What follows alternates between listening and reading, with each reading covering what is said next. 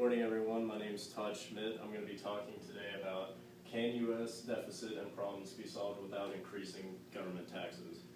And I have a list here of a few things that I think will cut down the U.S. deficit. And the first one I'm going to talk about is fracking. Fracking over the past few years has made tremendous advances in technology that will actually get us more natural gas reserves that can power the U.S. Government problem by like 100%. We have things like Usella Shale and Utica Shale. These are more prevalent around West Virginia, Pennsylvania, New York, and they will actually be able to help cut the deficit by at least half of what it is right now. And the other things that will really help with fracking is the increase in jobs. People start getting more money, more income that will help cut down the U.S. deficit, and that's really what we're looking for as we move forward with our tax problems and deficit. And the second thing I wanted to talk about is oil imports.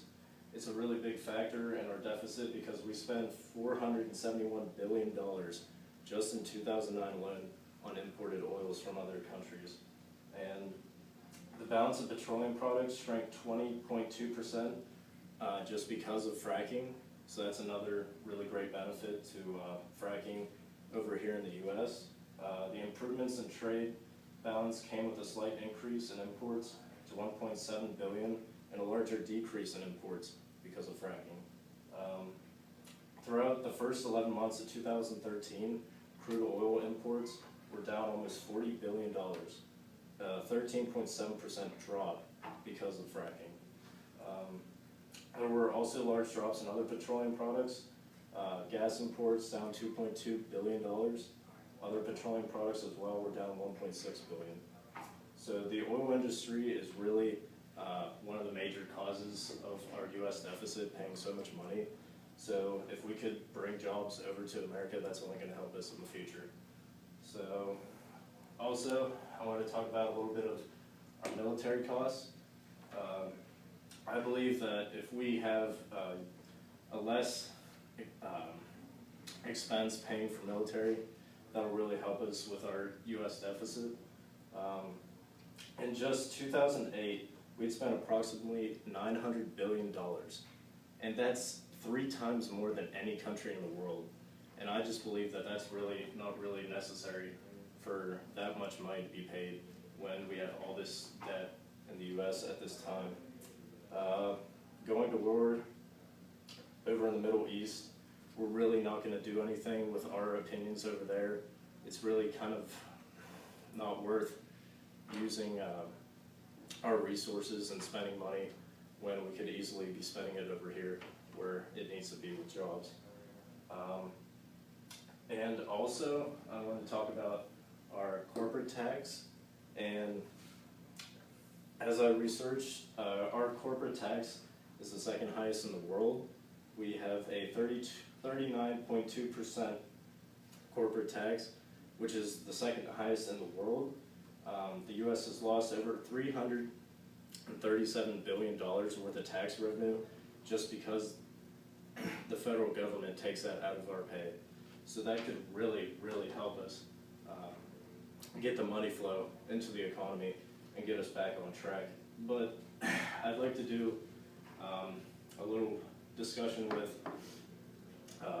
the class. If we had 100% tax rate, so what that means is the government would take 100% of our revenues.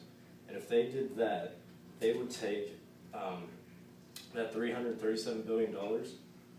Well, actually, if we took it from everybody, it would be $2.3 trillion.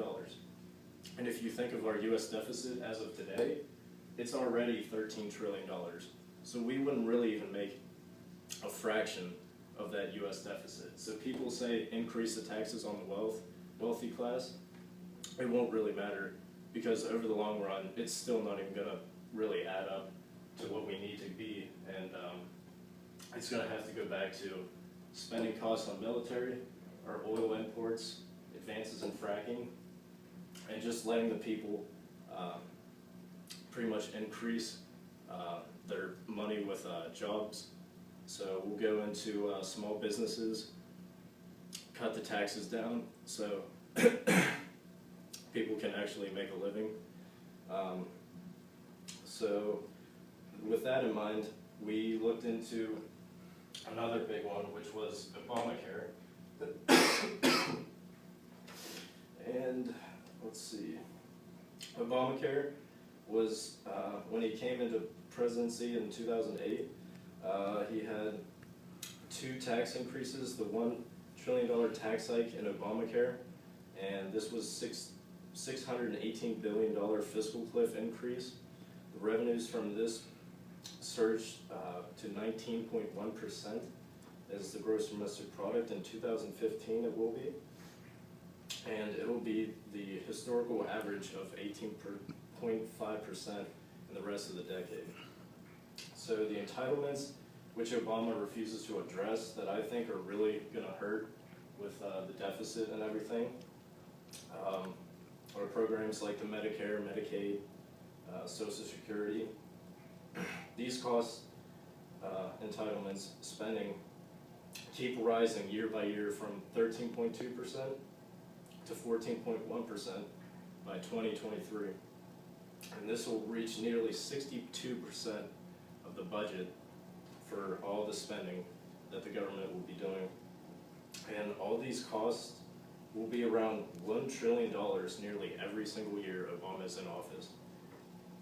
And I believe the only way that we can get out of the U.S. deficit is to increase our fracking over on the homeland of the U.S., get people's money flowing back into the economy without taking it out of their taxes, decrease Obamacare, which will be around $6 trillion by 2023, decrease oil imports, be less, more dependent on foreign oils, corporate tax rate, decrease it because it's the highest in the nation at 39.2%, and decrease our military costs. That's the highest in the world by 3 times more as any other country.